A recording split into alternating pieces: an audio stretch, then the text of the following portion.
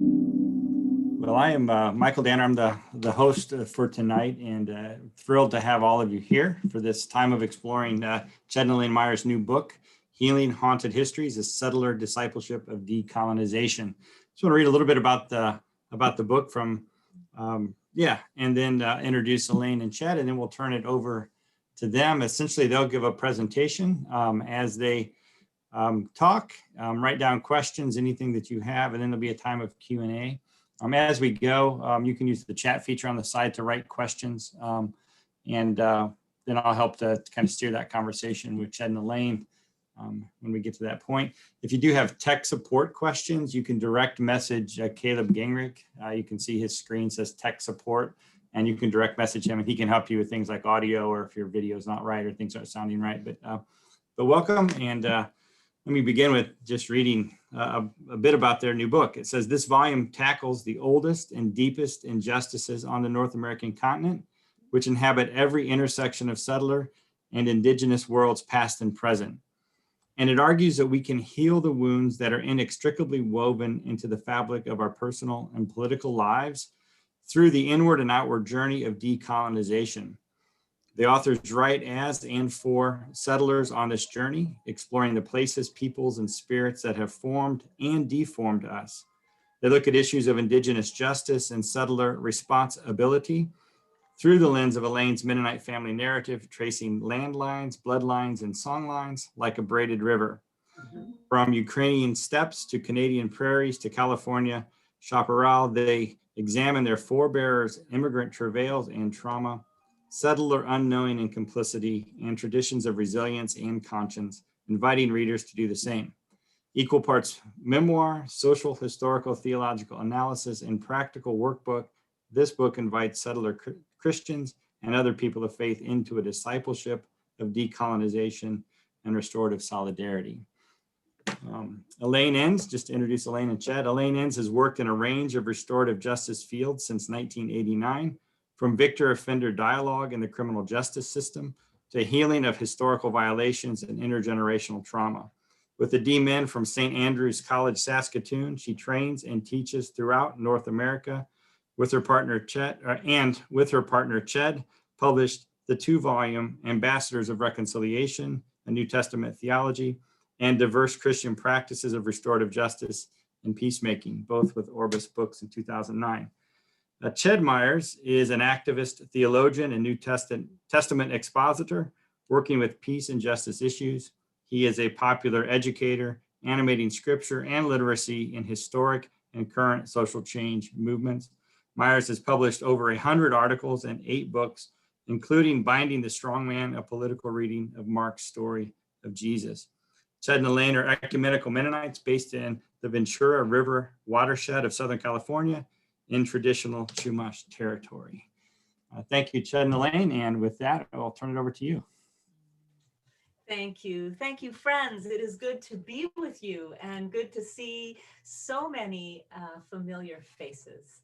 And I want to particularly thank Iris and Michael, Caleb, and MCUSA leadership for inviting us to talk about our new book today.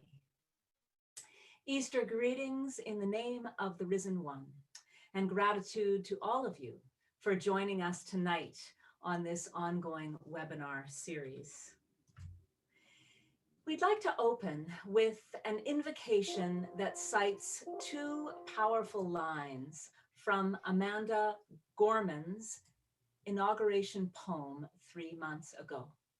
This 22-year-old poet challenged us all to step into our history in order to repair it. Because while we have our eyes on the future, she warns, history has its eyes on us. These poignant phrases capture the rationale of the work we want to talk about tonight. So we're beaming to you from the little town of Oakview, halfway up the Ventura River watershed in Southern California, where wildflowers such as these California golden poppies are bursting forth through our yard despite a drought. And we want to recognize that this is the heart of traditional and unceded Chumash territory, a legacy to which we as settlers are responsible. And well, actually, let's pause right there. Many of us are now in the habit of giving land acknowledgements at the outset of our programs. And it's a good habit for us settlers to practice. It's increasingly widespread thanks to the advocacy of Indigenous activists, but too often it's just a check-off obligation for us, especially if we've been instructed to do so by our institutions. Or worse, it's a kind of virtue signaling, as if this mantra somehow guarantees that we're on the right side of contemporary justice issues. Land acknowledgements are, as the philosophers like to say, necessary, but they are not sufficient for the long, hard work of decolonization. The real question here is, are we publicly recognizing, publicly recognizing whose traditional land we dwell on? Is it merely performative, closing the topic in the interest of getting on with the business at hand? Or is it opening us more deeply to our work of self-transformation concerning matters of Indigenous justice and reparation? We believe land acknowledgements are the beginning, not the end of our responsibility. They can and should animate an opening of our hearts, minds, institutions, and imaginations, challenging us to journey into ever more critically mindful engagement with our settler colonial legacy, and toward ever deeper relationships and collaboration with our Indigenous neighbors. And that journey is what our book is about. And there's another aspect of this practice that is too often ignored. When we acknowledge a place and its peopled history, we are calling up ghosts. To illustrate what we mean, let us consider that as we gather tonight, the trial of policeman Derek Chauvin for the murder of George Floyd in Minneapolis continues. The place where Floyd was killed is hallowed ground now, say Minnesota activists, but it is also a haunting. The ghosts of the long-standing history of violence towards Black bodies in our white body politic are watching us, as Amanda Gorman put it, which is why such terrible local events often take on national significance. This haunting spreads across time and space, even as far away as war-torn Syria. Similarly, the recent Atlanta spa shootings that killed 8 people, 6 of whom were women of Korean and Chinese descent, have dredged up ghosts of historical objectification and exploitation among Asian Americans. And intensifying these hauntings is the broader specter of resurgent white supremacist and Christian nationalist mob violence in the United States, which roared back into American consciousness at the Capitol riot on January 6th, the Christian feast of the Epiphany. This spectacle was an epiphany indeed, revealing the consequences of living in denial of a racist history, which is not only watching us, but stalking us. Over the last decade, hauntology has become a new social psychological field of study about how the trauma of past oppression lingers in both people and places, and how these hauntings can generate activism to heal old wounds or reopen them. Our book looks at how we carry these hauntings in our bodies and in our communities. Even we settlers who are privileged by the colonial system. And not only is the legacy of Black-white relations in this country haunted, so too the history of Indigenous relations. This was recognized by our greatest American prophet, Dr. Martin Luther King Jr., back in 1963, in his book, Why We Can't Wait. He offered this profound diagnosis of our national dis-ease. For too long, the depth of racism in American life has been underestimated, he wrote, likening it to a profound pathology in the need of surgery. But this intervention, King cautioned, would be complex and detailed, requiring the use of powerful methods to look through the flesh of white excuses for and denials of our history in order to reveal the full extent of the disease. King then, without equivocation, named the etiology of this dis-ease. Our nation was born in genocide, underwritten by doctrines of discovery and white supremacy, before enslaved Africans were brought to our shores. Referring to a moment that today many in the Black Lives Matter movement call the landfall of the COVID-16-19 pandemic.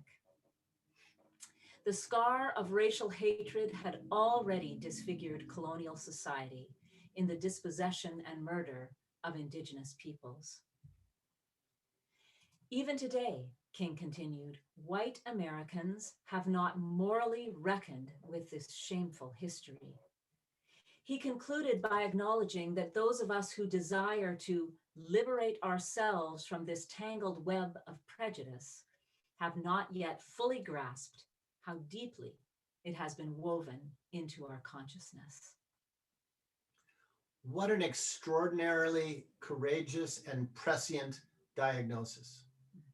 We open our book with King's concise analysis, now almost 6 decades old, because it summarizes the task facing us settlers so precisely to realize how deeply this tangled web of colonization has been woven into our consciousness and to work for liberation from it. Healing Haunted Histories, which came out in February, is our attempt to x-ray our personal and political histories as white settlers, to encourage and challenge and capacitate Christians and others of faith and conscience to understand how our histories, landscapes, and communities are haunted by the long and continuing history of Indigenous dispossession wrought by settler colonialism, to transform the self-understandings, ways, and structures we inhabit every day, and to practice restorative solidarity with Indigenous communities as part of a wider movement of decolonization. We call this journey a discipleship of decolonization, which we understand as a thoroughly Anabaptist project, both in its emphasis on commitment to gospel practices of truth and healing, and in its rejection of the church's identification with colonizing policies of the state. The backbone narrative of this book is about my Mennonite grandparents' flight from Russia and Ukraine in the wake of the Bolshevik and Stalinist violence, and their arrival as refugees on the Canadian prairies in the 1920s. And how these traumatized immigrants settled near Cree communities in Saskatchewan, where Mennonite farmers were actively being recruited by the Canadian government to help domesticate the prairies. These Indigenous people were more deeply traumatized by 100 years of colonial dispossession and suppression. So 2 haunted communities struggled to survive side by side with almost no connection between them until recently, as Cree hospitality and activism and Mennonite solidarity are beginning to change this story. Many North American Mennonites have similar histories, and we explore how Anabaptist dissent, displacement, and periodic persecution marginalized our people on one hand, but on the other hand, how we negotiated certain privilegia from the colonial powers and were sometimes used as buffer populations to settle Indigenous lands, and how we assimilated into white advantage over time. But tonight, we are going to focus on broader aspects of the book. First, we'll unpack haunting as a way of framing the colonial dis-ease among and within settlers. And second, we'll look at healing as restorative solidarity. These two themes represent the bookends of our narrative and will give you a good sense of what we are wrestling with. Let's look at two 19th century artifacts, an obscure image and a famous quote, both of which come from the west coast of the continent. This is a picture of the Gabiota Coast, northwest of Santa Barbara, where my family used to camp when I was a teenager. This area was the center of Chumash country, the first peoples of this place. We often camped in Tahiguas Canyon, the former site, I learned much later, of the Chumash village of Taquiwa. One year, my dad called my attention to an old coast live oak not far from our campsite. It was adorned with this arbor glyph dating to the early 1800s and thought to be a Chumash rendering of a neophyte, that is, someone forcibly taken into the Spanish mission system, kneeling before a padre. This was my first exposure as an already alienated teenager growing up in an unchurched home in Southern California to the heavy footprint of the Spanish colonization of this place. Though at the time, we just called it the Indian tree with no further context or conversation. Only later did I awaken to the true history of my home place that explained that tattooed tree with its layers of Spanish, then Mexican, then American domination, as recently outlined by Indigenous Californian Elias Castillo and UCLA historian Benjamin Madley. Yeah, this fading photograph has hung on my walls for decades, like a haunting. A well-known oration helps explain why. This quote is attributed to Chief Self, a revered leader of Duwamish and Squamish tribes in Puget Sound in the Pacific Northwest, allegedly spoken to the governor of the Washington Territory in the mid-1850s near present-day Seattle. When your children's children shall think themselves alone in the field, the store, the shop, upon the highway, or in the silence of the woods, they will not be alone. At night, when the streets of your cities and villages shall be silent, and you think them deserted, they will throng with the returning hosts that once filled and still love this beautiful land. The white man will never be alone. Not only do these lines speak of the land as haunted, this renowned testimony has also haunted settler consciousness ever since. They were actually written, however, by Seattle settler Henry A. Smith in an 1887 local newspaper article, supposedly from his notes on the speech 3 decades earlier. Historians now believe the words mostly were not Self's, but rather the interpolation or even a partial invention of Smith. But if that is the case, they are just as revelatory. You see, in that very same year, Smith sold to the newly arrived railroad thousands of acres of land he had squatted on back in the 1850s, becoming very wealthy. Smith's discourse is being projected back onto a noble but disappearing Indian, a common trope among Western settlers to rationalize their expropriation of indigenous land and resources. Here it is archetypally depicted by Tompkin Madison's romantically racist painting, The Last of the Race. But Smith's version of Chief Self's warning directly reveals a haunted settler consciousness, the foreboding sense that triumphal ideologies of manifest destiny would never be able to fully erase the indigenous story and presence, which will continue to ghost white settlers. The Self quote speaks to our condition, as Quakers would say, because our settler histories landscapes, and psyches are in fact unsettled by unresolved violence and oppression, past and present. The house that white supremacy built is haunted, which is perhaps why Americans have such a morbid fascination with this ubiquitous image, which has of course been trivialized into spooky entertainment during Halloween, that bastardized Christian feast of memory for the souls of the dead.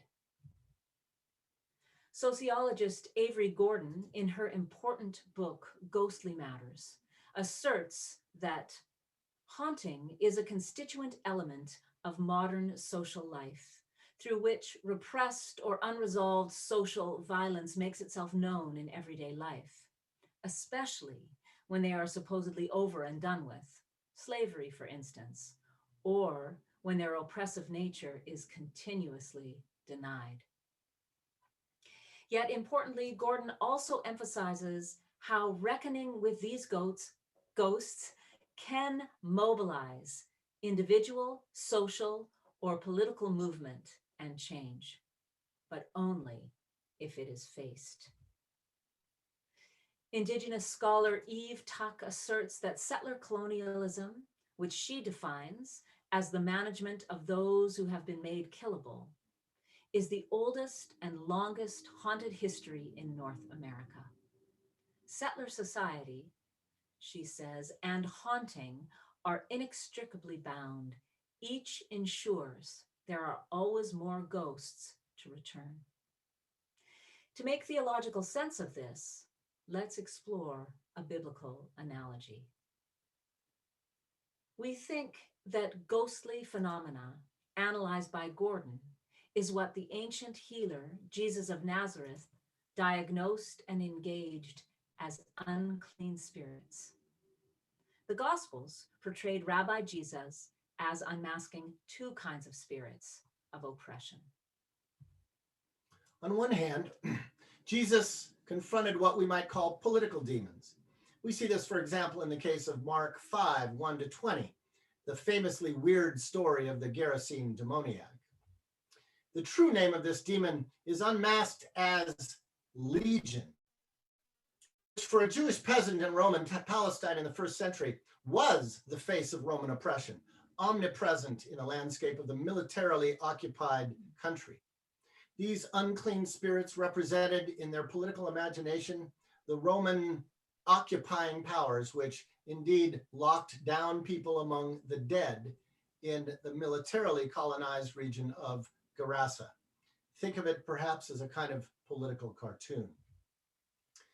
The great Caribbean philosopher, physician Franz Fanon studied exorcism and the social psychology of mental illness in situations of political repression during the Algerian rebellion against French colonialism in the 1950s. Fanon argued that in traditional societies, demon possession represented an oblique protest against or attempt to escape from oppression. So we might say that the tortured body of Mark's Gerasene demoniac mirrored the violence of the body politic in militarily occupied Palestine. After all, the 20th Legion was stationed in the unruly province of Palestine in the first century. This later propaganda plaque found in northern England, like Palestine, a periphery of the Roman Empire, tells a tale of military domination. At left, Mars, the Roman war god, brandishes a spear, while at right, the mythological hero Hercules holds his club at the ready. The message: if you natives mess with us, we will beat you down. And note that at the bottom is a running boar, the mascot of the 20th Legion. Yeah, pigs. So when Mark's Jesus sends that demonic spirit into a company of pigs, which is then drowned in the sea, we're beholding ancient counter-propaganda. Those whose spirits and lands have been occupied by Legion are remembering the ancient story of the liberating God Yahweh, in which the imperial army of Pharaoh was swallowed up in the Red Sea. Just as 2 millennia later, African slaves in American fields would remember that liberation promise by singing the haunting, "O Mary, don't you weep, don't you moan." On the other hand, Jesus' exorcisms also focused on the internal oppression of marginalized persons. We see an example of this in the case of a silencing spirit that renders someone unable to speak or hear in Luke 11. As one anthropologist notes, a central element of haunting is secrecy, where the secret may be shameful, not yet speakable. Precisely what Dr. King named about our genocidal history. We might say then that Jesus heals us settlers to break our silence and oppressed communities to shatter their silencing. As in the Black Lives Matter movement mantra, say their name is shorthand for finding one's voice to overcome disempowerment, depression, and marginalization. So Jesus unsilences those who are possessed and occupied by unclean spirits, because that is the only way that hauntings can be healed. We further suggest in the book that arguably Jesus' strangest parable speaks poignantly to Dr. King's task of x-raying our diseases. When the unclean spirit has gone out of a person, says Jesus, it wanders through the waterless regions looking for a resting place, but not finding any, it says, I'll return to my house from which I came. And when it comes, it finds it swept and put in order, and it goes and brings 7 other spirits more evil than itself. And they enter and live there. And the last state of that person is worse than the first. Admittedly, this is pretty strange stuff to our modern ears, but not for more traditional cultures. Jesus is inviting disciples to journey deep into the layers of our captivity and conformity, an archaeology of self and society. But he is also warning us that the way to freedom will be much more difficult and protracted than we imagine. As Carl Jung famously put it, the right way to wholeness is made up of fatal detours and wrong turnings. It is the longissima via, not straight, but snake-like, a path whose labyrinthine twists and turns are not lacking in terrors. Jesus, too, knew that the forces of conformity and control within us and around us will come back 7 times stronger. This resonates with anyone who has tried to overcome personal addiction or to free their community from political oppression. In our work, we use the metaphor of peeling the proverbial onion 7 layers down with all the accompanying tears. The hauntings go that deep in our individual and collective spirits. Liberation is not about instantaneous deliverance, but about a lifelong journey of discipleship. The Gospels portray the healer Jesus not as a socializing physician, that is, patching people up so they can carry on with the status quo, but rather as a radical doctor who seeks out the roots of the disease. There's only really one requirement. We must admit to ourselves and to each other that we are sick, personally and politically. To borrow from 12-step language, we must recognize the lethality of our disease and turn to a power greater than our own. In this case, the gospel as strong medicine. Only if and when we recognize our complicity in a killing system can we join the movement to repent, which is to say, to turn our history around. We long for our faith communities to be places where we white settlers can nurture the courage to peel the onion 7 layers down, to learn to feel the pain of our entanglement in racism and colonization, past and present, and to heal. The emotional labor of Black, Brown, and Indigenous folks having to share their pain so we can get it is too costly. Our work cannot be sustained on other people's pain, nor on their strength. This is our onion to peel. For settlers, an important part of this work is to critically trace our family lines in order to understand how we are products of historical processes of violence and dispossession. So in the book, we discuss tools for exploring our family and communal histories, tracing and analyzing people, place, and spirit, our storylines. We call these strands of communal narratives landlines, past and present places of inhabitation, bloodlines, family and community, race and ethnicity, and songlines, liberative traditions that inspire practices of justice and compassion. The heart of our book maps how readers can explore, interrogate, and decolonize these strands, using my family and communal storylines as a primary test case. Half a millennium of colonization in North America has left a legacy of violation and genocide that inhabits every intersection of settler and indigenous worlds, past and present, which, as Dr. King said, is deeply woven into the fabric of our personal and political lives. So how do we address these hauntings, these wounds? How do we repair our relations with and realize justice for our continent's indigenous and other marginalized peoples? It requires that we settlers do our own work, a phrase we've learned from Audre Lorde. Facing the full extent of the disease that King diagnosed necessitates profound inward and outward journeys of transformation. Of course, we settlers would prefer to avoid this hard work. Here we'll mention just two key ways that we try to exonerate ourselves from responsibility of the many ways that we explore in the book. The most typical strategy is to presume our settler innocence through what three Canadian scholars call colonial agnosia. This is not, they argue, simply a matter of collective amnesia or omission.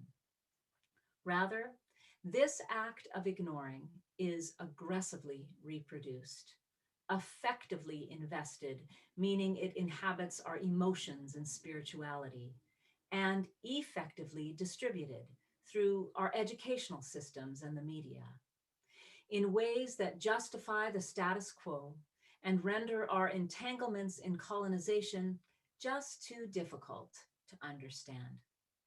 In other words, we don't know about past and continuing injustices, and we don't want to know. A second widespread move to innocence is disassociation, which involves embracing an ahistorical individualism, understanding myself as a free-floating entity, untethered and unaccountable to a past which is not my fault. Two other Canadian theorists call this transcendent denial, a foreclosure of knowledge in which settlers must believe that history is in the past and any and all harm, trauma, and associated accountability really has no contemporary meaning.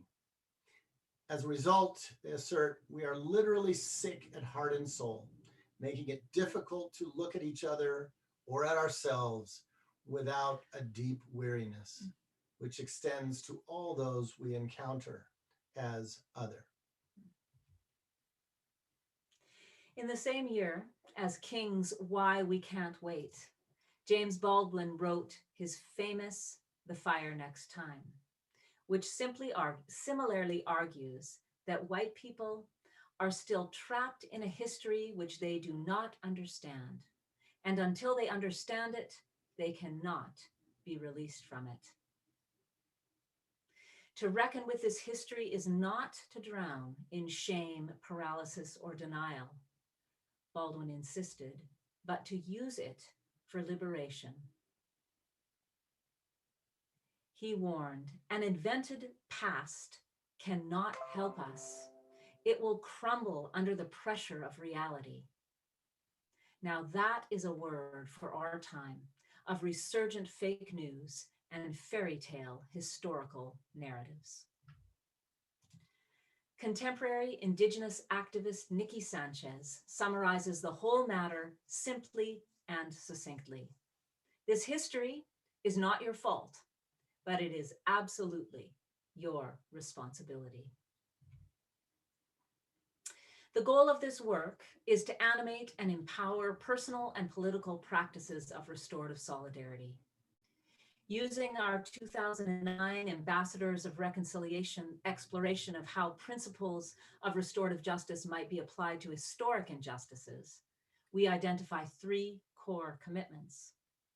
1, to do our own work around issues like agnosia and dissociation, white fragility, ethnic loss and assimilation, and the impact of intergenerational trauma and moral injury, in order to understand our own deformation by and entanglement in the legacy and structures of settler colonialism.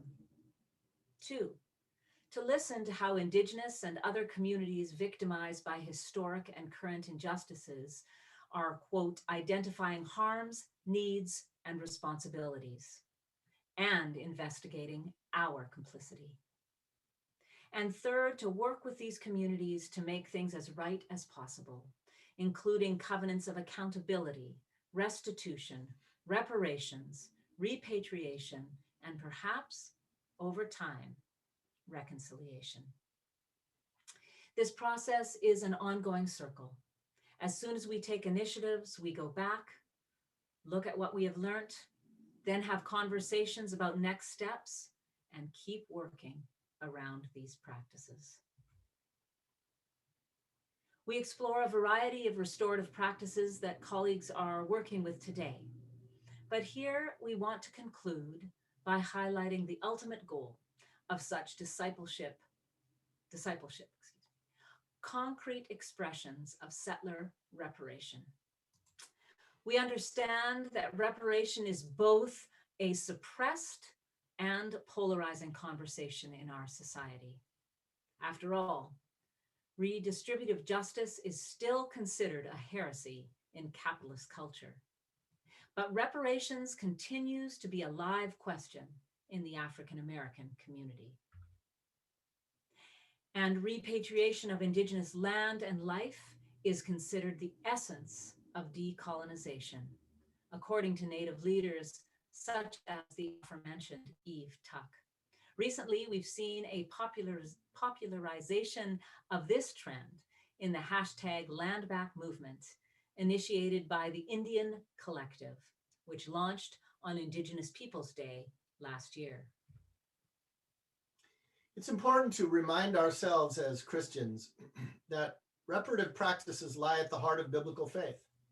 In the Hebrew Bible, theft, and that really is the only fitting word to describe settler expropriation of Indigenous land in North America, can only be repaired through restitution.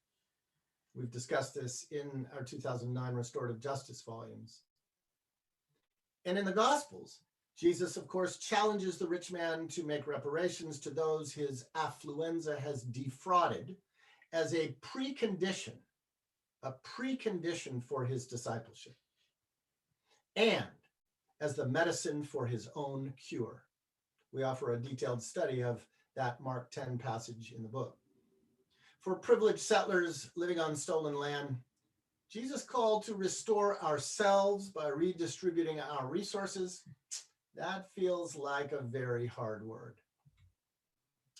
We know that such issues spike our settler anxieties and that our communities and institutions typically dismiss such talk as too complicated and unrealistic. But we Christians can and must think and organize together with Indigenous colleagues concerning power, money, and land justice. The first steps are to deepen our literacy in the realities of Indigenous communities and to build relationships with them, something we've been working at in our annual Bartimaeus Institutes. but relationships must lead to practices of redistributive justice. So we want to end by briefly summarizing just 3 examples of how people of faith are experimenting in repairing our haunted history through personal, ecclesial, and social reparations.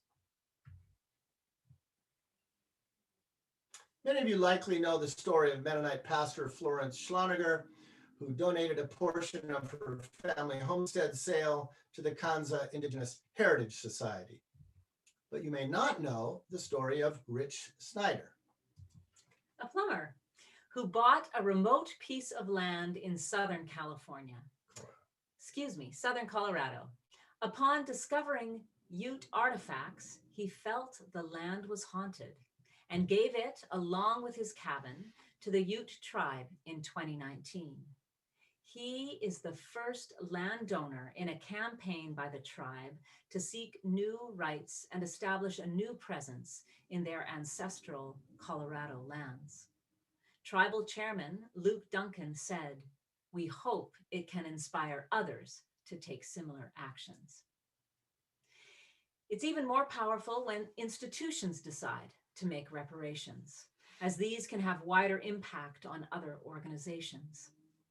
Today, many mainstream denominations face dwindling congregations and underused church buildings, and some parishes are closing their doors. Stony Point Presbyterian Church had to make this difficult decision in fall 2017, which led to a concrete gesture of repatriation. Just the year before, the Presbyterian Church USA General Assembly had repudiated the doctrine of discovery and called on all levels of the PCUSA to, quote, enter into dialogue, strategy, and action with Indigenous people of the region as part of a process of confession and repentance to redress wrongs. Our friend Rick Ufford Chase, a former denominational moderator, proposed to Stony Point Presbyterian that they explore with local Indigenous leaders a possible handover of the property. Discussions with Chief Dwayne Perry of the Wampanoag Lenape Nation culminated in a November 2019 handover of the former Stony Point Church and all its property to the newly created Sweetwater Cultural Center to promote the education, health, and welfare of Native peoples and to preserve their cultures and ceremonial practices. In the realm of public policy, things get more complicated, at least for our settler political imagination. Recent grassroots experiments in voluntary taxing as civil society reparations are a good place to start. The Sogoriate Land Trust is an urban intertribal organization led by Indigenous women in Ohlone territory in San Francisco Bay Area. It is working to rematriate urban land to Indigenous stewardship. A priority is to procure land where Ohlone ancestors can be properly reinterred, since every one of the 425 shell mounds, the sacred burial grounds around the Bay Area, have been destroyed by development, while the remains of over 15,000 Ohlone are stored at local universities. Some local settlers, in consultation with Sogoriate, initiated the Shumi Land Tax, a voluntary payment that is both symbolic and substantive. Participants calculate the annual tax based on their rent or mortgage. These funds directly support Sogoriate's work to acquire and preserve land, establish a cemetery to return stolen Ohlone ancestral remains, and to build urban gardens, community centers, and sacred arbors so current and future generations of Indigenous people can thrive. Similar symbolic tax initiatives have sprung up in Seattle and New York City. None of these examples that we've just mentioned are heroic. Indeed, modest redistribution of settler surplus is hardly costly. But such experiments represent beginning steps in a longer journey and can animate more substantial efforts. Each step leads to the next one. As Baldwin put it, nothing can be changed until it is faced. We're going to have to get used to working with questions that have no clear, much less easy answers, something that frankly is very difficult, even paralyzing for us managerially minded settlers. Mohawk educator Taiayake Alfred sums it up this way. For all of us, Indigenous and settler alike, there is only self-questioning and embracing this commitment. Listen to the voices of our Indigenous ancestors, channeled through the young people of our nations. Learn from Indigenous culture how to walk differently and love the land as best you can. So much needs to change for true justice and healing to prevail. We white settlers, we are the inheritors of the rich man's system and legacy. The good news is that Jesus, the great healer, continually calls us into a journey to face our personal and political complicity. That's a word we don't need to be afraid of. It simply means to be entangled in the legacy of colonization.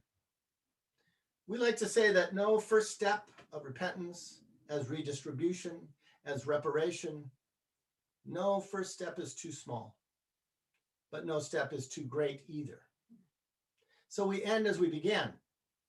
Our gestures of restorative solidarity, like land acknowledgements, are necessary, but not sufficient. This isn't about checking boxes, sisters and brothers, or writing checks, or books for that matter, but about a lifelong, indeed intergenerational discipleship of decolonization as church. This journey alone can heal us, heal our haunted history, and lead us into a common future.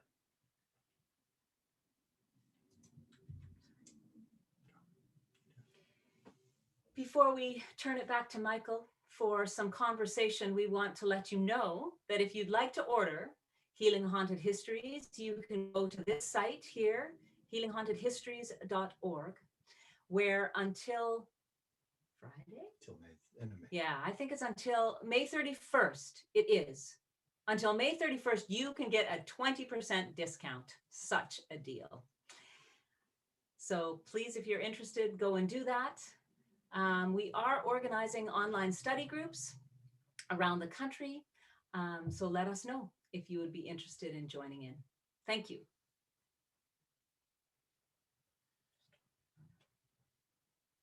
Over to you, Michael. Hey, sorry, I was trying to unmute.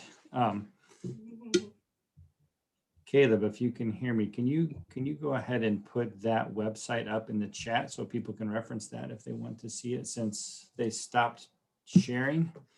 We can't see that. So thank you very much, Ched and Elaine. What a great introduction to the book and the concepts and the work that you're calling us into. There was one question that came in during the chat, and then if you have any other questions, if y'all listening, if you have any questions you'd like to ask, you can put them in the chat, or once we toss around this question, we'll invite you to unmute and you can just ask the question directly. So this question is from a webinar participant. I am a part of a church in Denver, Colorado, who has seen the inequity of the African American community and has set aside $10,000 for reparations.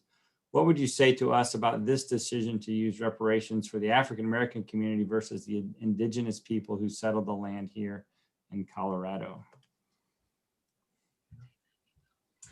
Well, obviously, the last thing that any of us want to do is pit communities against each other or compare trauma or oppression or compete in reparative work. So obviously, we want to be expansive in our vision.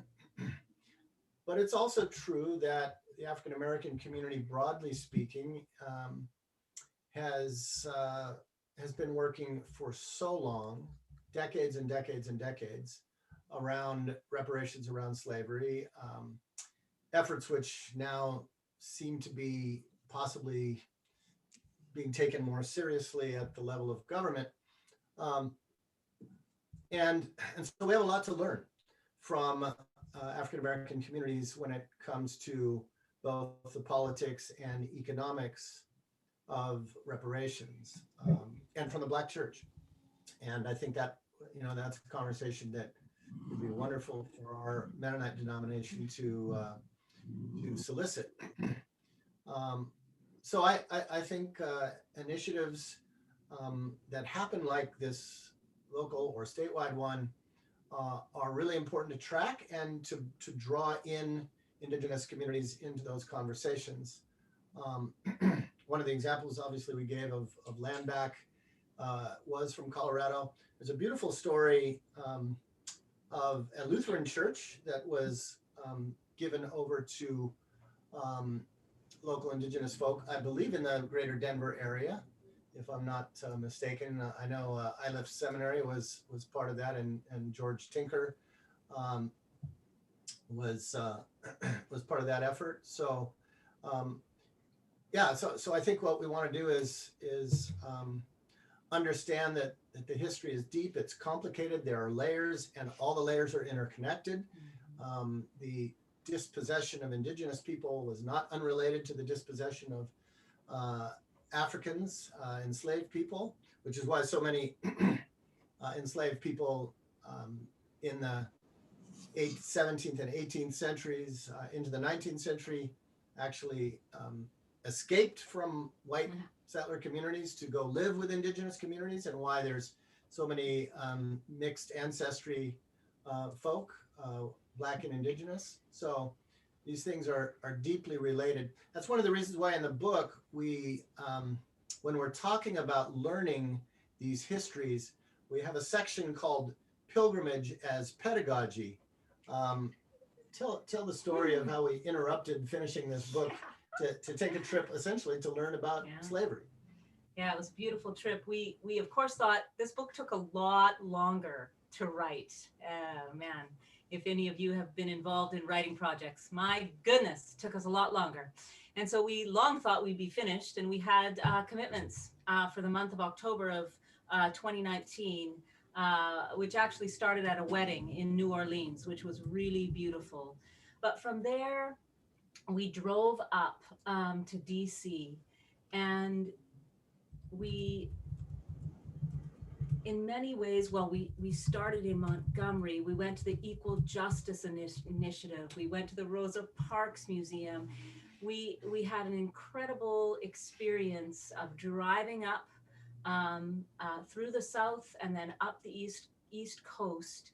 And we sometimes at moments, we stumbled across this history and what the land carried. We stopped in Richmond, Virginia to visit friends and decided we needed a quick exercise before going to them. And we were walking along the river and came along the place where enslaved people were brought, and the story was told there. So it really impacted our writing in this book to talk about how the land carries multiple layers of violence and dispossession. This land that we walk on, the rivers that we walk by, the places where we go on bike rides, and we need to learn those layers of history, and we need to work on all of them. And so it is a beautiful thing that your church did this act of reparations, and we just need to keep exploring and do more of them. Yeah. Thank you. So if you have other questions, I would invite you to unmute your microphone and just simply ask the question, and we can have dialogue around that. You'll also see in the chat feature that there is a request for action from Carol Rose, and it's about a hearing about Oak Flat, sacred land, Indigenous land threatened with destruction. And so this is yeah, you can read through that. And if you have other questions about that, Carol left her information there, so you can look at that. Thank you, Carol. Yeah, if we could underline that, and thank you, Carol. We expect nothing less from you than an action alert. This is a really important campaign, which you've probably heard of. I know the Ecumenical Creation Justice group based out of DC is working on it, as are many others, and it's a real flashpoint right now in Indian country. And so whatever you can do to support the Save Oak Flat campaign, it's very much a religious rights as well as environmental and sovereignty issues. So thanks, Carol, for raising that. Michael, you're muted if you're trying to facilitate here. Most of the best things I say happen when I'm muted. I'm just going through the chat. It says, I like the invitation to hear each other's stories among cultural diversity, perhaps called Grandma's Apron and Grandma's Hat. Stories of the heart around the hearth, invoking hospitality, bearing witness to each other with transformative justice as our intention. So, yeah. Yeah, you know, that just reminded both Chet and I had a wonderful, I got to do my Doctor of Ministry studies. I did them up in Saskatchewan and worked with MCC Saskatchewan and Mennonites there that helped very much develop the landlines, bloodlines, songlines. And one of the persons I worked closely with was Leonard Dole. And at the time, he is now retired, but he was settler Indigenous relations person for MCC Saskatchewan. And this, your comment, Joni, sparked this memory. One of his important practices to push against our Mennonite tendency to tell stories about our community. That, you know, that's how I grew up in Saskatchewan. Our books were about our people, and we are very self-referential. And I'm seeing some of you grin, and I'm appreciating that. We are, as white settler Mennonites, very self-referential. How many family books do you have? Well, family history books? I thank you, Mom and Dad and aunts and uncles. I have 7. I have seven family history books, and they're wonderful. And I have 0. But what is missing is the story, certainly of Indigenous peoples, when our people came and displaced, the stories of Ukraine, when our people came there and displaced Nogai and Cossack, and then, of course, on the Canadian prairies. Boy, this is a long lead up to this great idea. Leonard, with his grandchildren, he will tell a story of Mennonite settlers or Mennonite people, and then he will tell a story of the Cree people, the young Chippewyans, the Muskeg Lake people, so that his children, grandchildren, are of course learning stories of Opa and Oma, but also learning stories of Harry and Germain and the Indigenous people around, and making it so that children grow up with a much larger family tree. It is not just our biological kin, it is the kinship of the whole community where we live. We talk about it in terms of our watershed. Who are the people here that we need to know and build relationship with? And let's start with our children so that they can learn these important stories.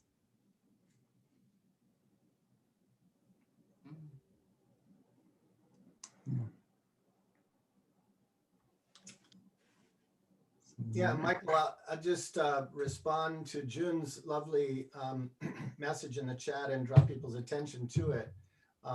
Speaking as Korean in the Canadian Mennonite context, and the many layers. And interestingly, June, some of the most helpful conversation partners in doing this work have been Korean folk, including your very own Sue Park Her, who's on the call, in helping us think through kind of comparatively and sometimes in contrast, but finding so much in common about about the immigrant story, the complexities of that, the arrival story, the assimilation story, and the deep issues of trauma that go back to one's homeland. So a couple of years ago, at the invitation of Sue's husband, Hyun, I had the privilege of doing some scripture study with about 30 Korean and Korean American down in LA. And we started the scripture study with a conversation where everybody in the room was invited to share one story of trauma dating back to the Korean War in the early 1950s, including myself, because my father was deployed by the U.S. military in that war and came back a changed person, shell-shocked and exhibiting what today we call PTSD. He was never able to talk about it. And every single person in that room had a story from their landlines back in Korea, from their bloodlines, their family, as well as amazing stories of resilience and hope and faith. So yes, June, all the layers, so poignant. We're really trying to get us white folk to reclaim our own immigrant ethnic identity, because so many of the layers are lodged in that identity. And when we assimilate out of that identity, we sort of slough that off, and that makes it then almost impossible to work in empathetic solidarity with folks who are working on that. So thank you so much for chiming in. Appreciate you for being part of this. Yeah. So a question from Marlon. He says, I often think of reparations as punishment, as with post-World War I Germany. Are we redefining it, or is it still punishment? And go. Answer. Yeah.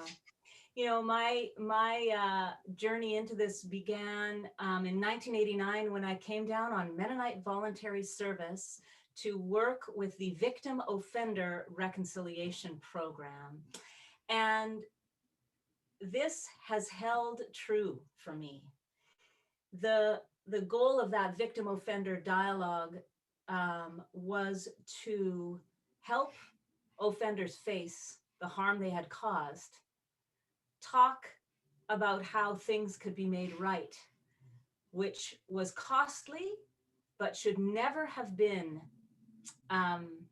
dehumanizing or unfair, but they were costly.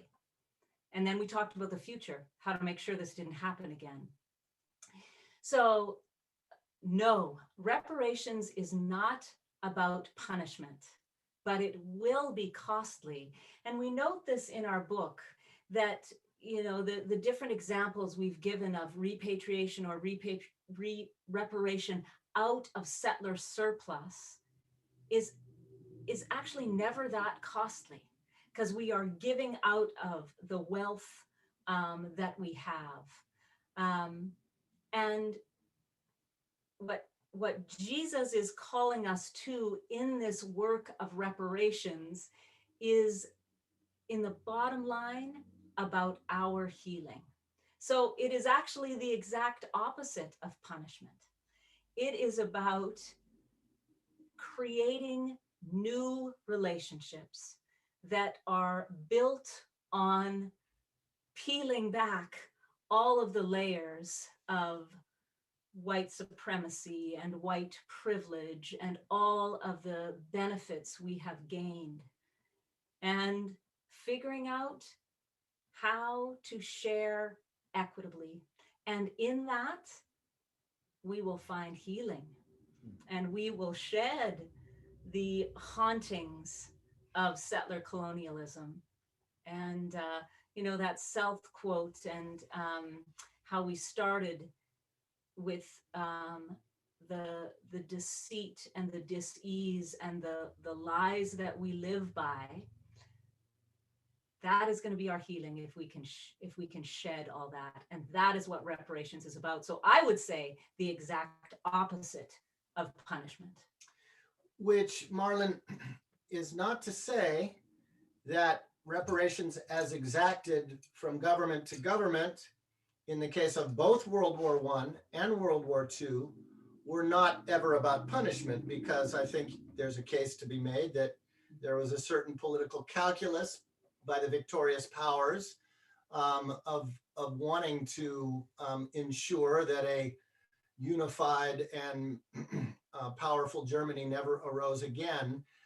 So the World War II question of reparations certainly did have a political calculus, and some of that did have to do with punishment. And so I think Elaine is trying to say, actually, the kind of reparations we're talking about are not political in the sense of governmental, but really coming out of the restorative justice tradition are about restitution, which is relational. So you're not making restitution to the state, nor is the state making restitution to the victim. It is in victim of offender dialogue, it's the perpetrator making restitution to the victim and thereby restoring relationship and a certain amount of healing. So this is all coming out of the restorative justice movement, which of course has been so important in the Mennonite Church for the past 30 plus years, and so important to your personal journey, and really came to fruition in this book. We understand this book as an exercise in restorative justice. Yeah. Oh yeah, Carol, again, is reminding everybody that the Dismantling the Doctrine of Discovery Coalition is shortly going to be publishing a resource on repair and reparation, and we're all very anxious for that to get published. It's been in the works for a while.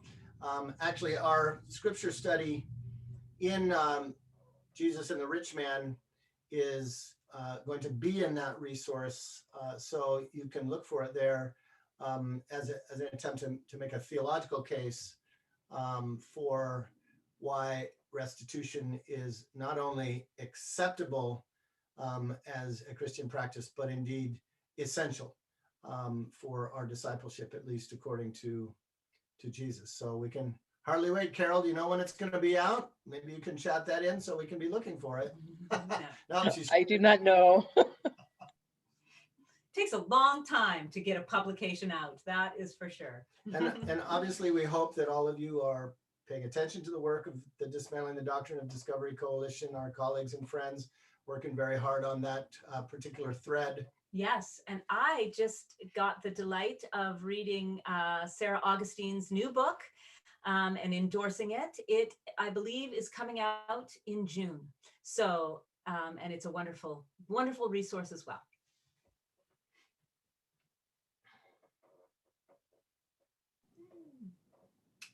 Floor is open. We got time, folks. Any other questions? Hey, so in lieu of anyone else unmuting, here's my question. So you've written this book, you've created it, you've carefully crafted it, you've released it into the world. What are your hopes for the book and really the people that engage it? What work do you hope that it does in their lives and faith and community? Like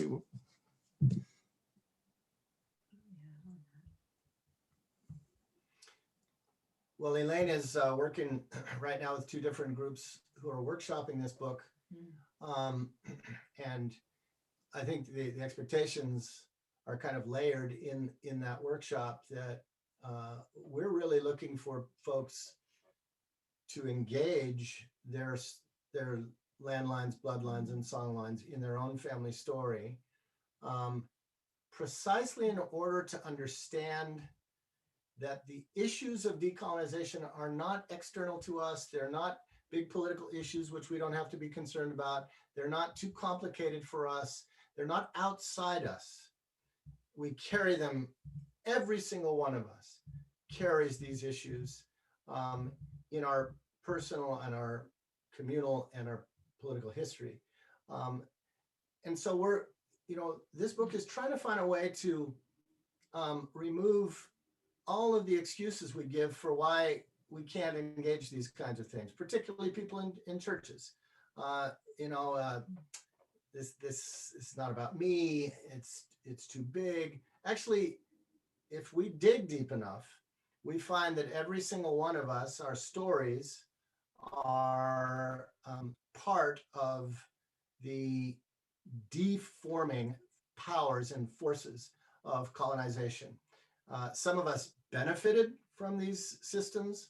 Some of us were marginalized, but we were all deformed by it.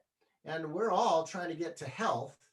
But we're all in the same breath, it's our hope that by, in that sense, going deeply inward, and by inward, we don't just mean in our private selves, but in our family histories, our community histories, our ecclesial histories, by going deeply inward, we will also be energizing an outward journey of solidarity and of relationship building.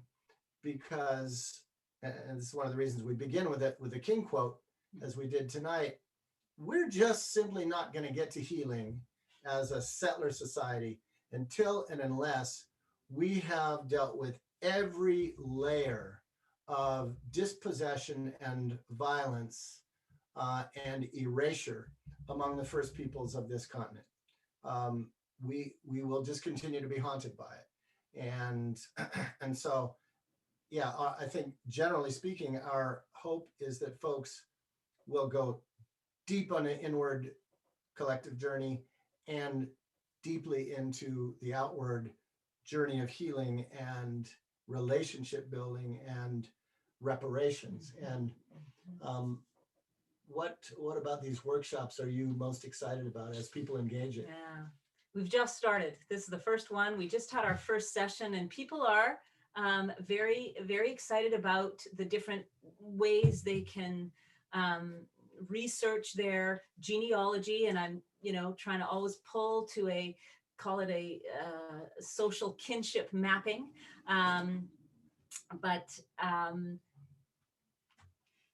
What I'm looking forward to is the conversations about, as we work deeply in our own family tree and try to understand all of the pushes and pulls on us, and how, again, white settlers have assimilated and given up our ethnicity, and the different ways that we use moves to innocence to deny the privileges, and how we participate in this system. I look forward to those conversations, but I particularly look forward to the wrestling together about what are the steps, what are the blindnesses we still hold. And I think each time I get to go through this process with a group, I'll be able to peel back more of the proverbial onion layers. And then what are the steps that we are going to take individually or collectively? I don't know what's going to come out of these groups in terms of concrete steps of reparations and repatriation. What are things that we can do as a family unit, as a church unit, as a city? Like, these are the conversations that I hope start bubbling, and that there isn't again, no step's too small, no step is too big, but to just really imagine together without fear, and build relationships. I'm looking forward to that too, because that is the stuff this work encourages. And so we are an accountability group together. What's going to happen out of that as we report each week on, the steps we've taken to go deeper in this, our discipleship of decolonization. So I look forward to the practical stuff. How are we going to do it? Yeah, and I think the most heartfelt thing we said all night was that we long for our churches to be the spaces where we can challenge and invite and support each other to do this work. And of all the Christian traditions in North America, I think Mennonites are among the best equipped to help curate this sort of healing work. Because for the most part, Mennonites still have a robust sense of history, even if it's mostly their own history. That's no small thing among at least the European parts of the Mennonite church. Mennonites of European extraction have a sense of trauma and suffering. I mean, y'all still have Martyr's Mirror on your doggone coffee table, right? Maybe not in the US, but in Canada we do. And you have obviously the great peace and justice tradition. And so in many ways, there's no reason why this work, the kind of work that the Doctrine of Discovery Coalition is building capacity for, can't be the central witness of the Mennonite Church to the broader culture and to Indigenous neighbors. I believe that's going to be a renewal of our tradition and help us de-assimilate from some of the ways where we may have lost our Anabaptist distinctiveness. So all of those things are really exciting to us, and we hope that we can continue to workshop this. Carol is again badgering us about something practical, and she wants to know more about the workshops.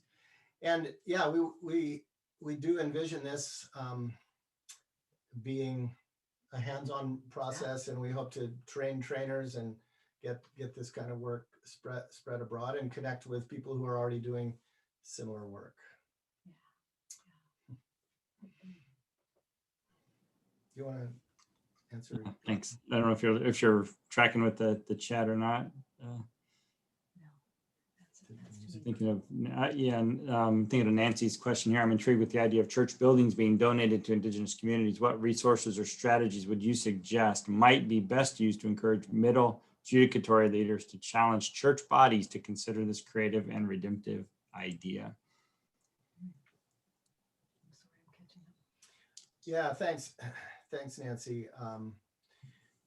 I think we all need to put our heads together to figure out some good networking.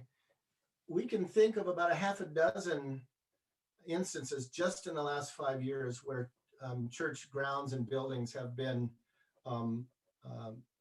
given over to local Indigenous communities as an act of reparation across the denominational spectrum: Catholic, Protestant, high church, low church, Methodist, Baptist. So I think a clearinghouse of sort of shared skill building, so that churches don't have to feel like nobody's done this before, and cross-train and help each other with that. And this is particularly an issue, we think, that is pressing on denominations which find themselves, in some cases, having more built environment, more brick and mortar than they have parishioners. So there's some wonderful opportunities for reparation. But of course, to do that well, we got to understand the history of that congregation, the history of that place, who the local people are, because ultimately it's the relationships, not the brick and mortar, that we're trying to heal. And so we agree that this is a great way forward. And maybe you can talk about the Stony Knoll stuff in terms of the folk festival, which I think is a really interesting Mennonite initiative. Another piece of the book, and I'm not sure we didn't talk about this because it's a Mennonite story that is right close to where I grew up. Mennonites were invited to settle land that belonged to the young Chippewyans, and the government, and again, this is up in Saskatchewan, government without consultation or compensation took the land from young Chippewyans. They'd signed Treaty 6 to get this reserve and beautiful, beautiful farmland. And the government, again, took it away and gave it to Mennonites. And Mennonite settlers came, and this was in the late 1800s, just before my grandparents came. But they were unaware of this land that was stolen from young Chippewyans. And it came to the Mennonite community consciousness, the Prairie Mennonites, in 1976, at the 100-year anniversary of the signing of Treaty 6. And it has animated and disrupted our community since then. But beautiful things have come out of that. And the young Chippewyans, again, they are the tribe that is now a landless band because of what happened in the late 1800s and because of Mennonite settlement. They invited Mennonites, and Lutherans were also a part of settling this area, into conversations. Mennonite Central Committee Saskatchewan has been in the center of making this work happen. And so again, young Chippewyans are looking to prove their Indigenous lineage to that place. And of course, that requires a lot of money to engage with attorneys and different ways that this work has been done. Genealogical work. And so MCC has been very instrumental in setting up ways that Mennonites can donate out towards the project for young Chippewyans. And I can't now say the number anywhere close, but I know it's well over $70,000, $80,000 that has been put towards this work.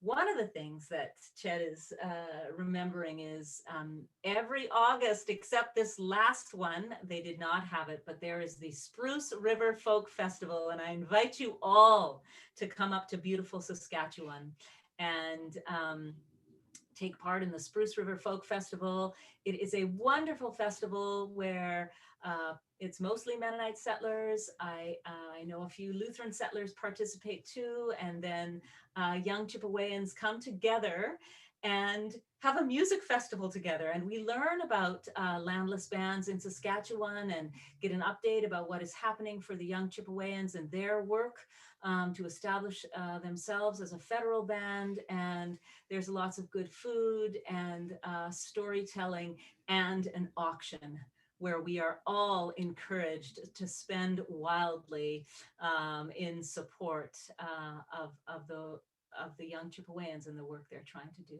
So that is a very fun thing that we get to be a part of. And surely— It's like an MCC sale with music. And surely our churches can imagine learning who were the original people of where our church stands. And our church may be overflowing with people. And so maybe it is not the time to give our building, but what is the step to build relationship? And there are so many landless bands across North America. Who are the people that are in our neighborhood, and how do we start figuring out how to talk about reparations and repatriation with them? Just a couple of comments on the chat.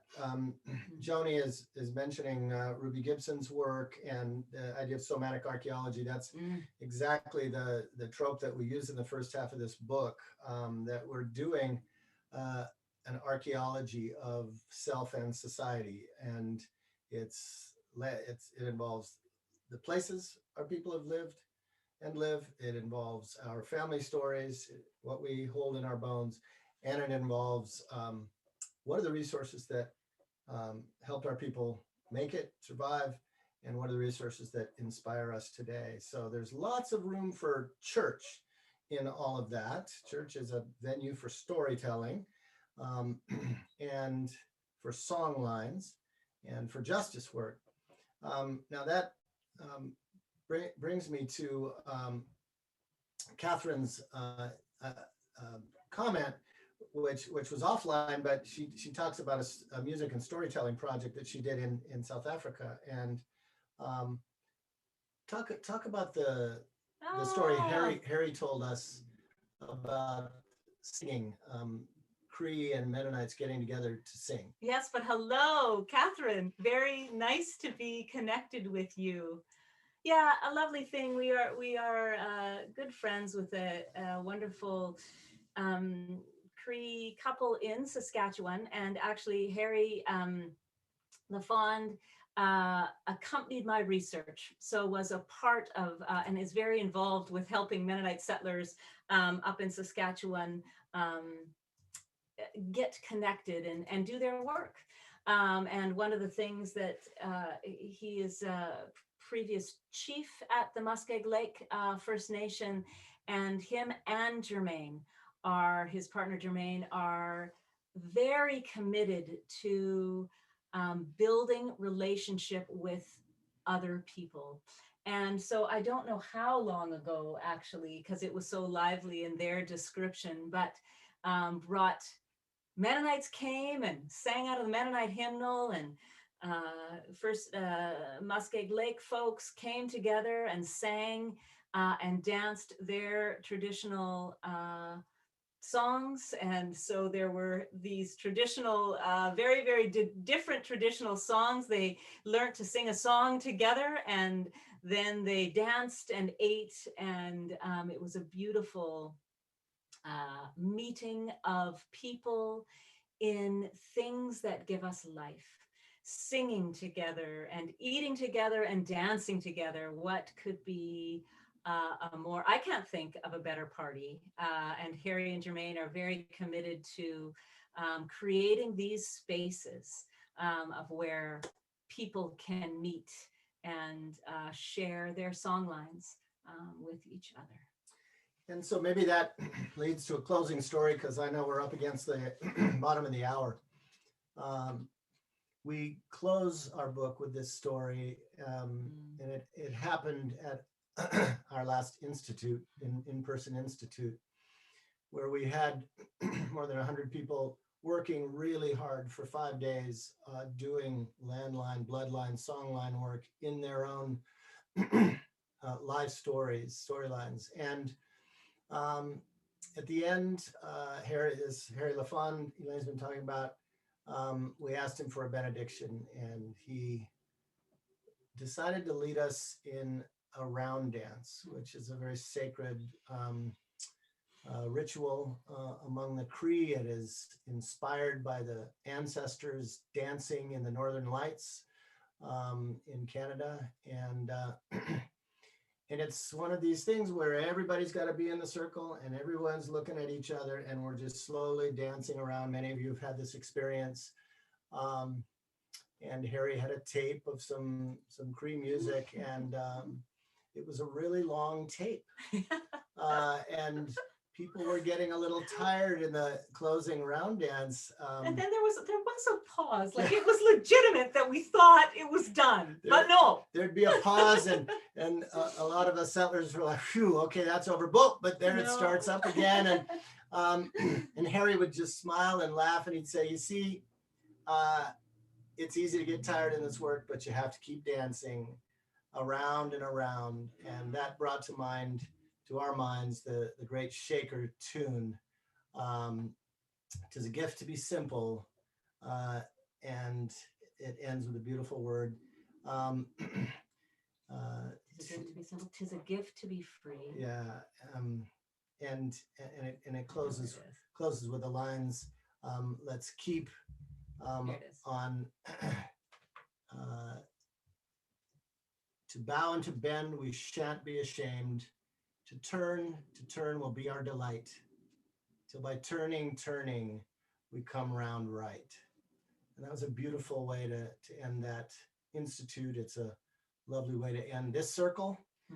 Thank you, Iris and Michael and Caleb and Sue and all the leadership leading Mennonite Church US into a great future circle dance. So we love you all, and thanks for this opportunity to talk about what has been preoccupying the last 10 years of our life. Thank you so much, Ched and Elaine, for being with us tonight. Thank you for your work in the book and for creating this and gifting it to us. And just to remind you, healinghauntedhistories.org is where you can pick that up. And I assume, can people contact you or reach you guys through that website? Is there a way for them to do that? Yeah. So if you want to engage Ched and Elaine more, I know there's some questions from practical about reading, like doing this in group studies, or you mentioned some possible training folks how to lead groups. That's all fascinating. People, you can engage Ched and Elaine through that. Thank you so much. Always a rich time to be with you, and blessings to everyone that's here tonight as well. So thank you. Thank you.